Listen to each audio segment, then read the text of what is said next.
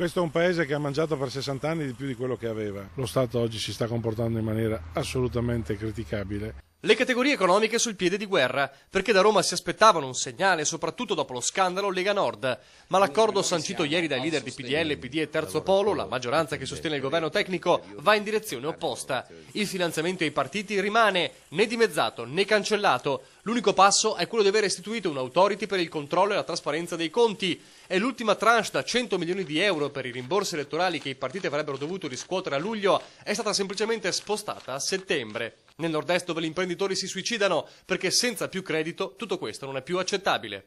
Questi 100 milioni potevano essere un'occasione per dare una risposta a quelle imprese in forte difficoltà che hanno bisogno di credito e non trovano risposta da nessun ente, da nessuna parte.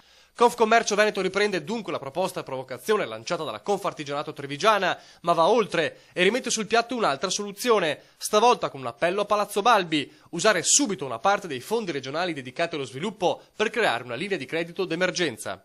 Insieme alla disponibilità della Regione noi mettiamo la disponibilità delle imprese e dei consorzi fidi delle categorie economiche per far sì che ci sia ulteriore garanzia, ulteriore possibilità per quelle categorie. Fondi a prestito agevolato per dare ossigeno, perché dice è inutile pensare allo sviluppo se non ci saranno più imprese da sviluppare. Effettivamente noi corriamo il rischio di attendere la ripresa, ma nel frattempo facciamo un sacco di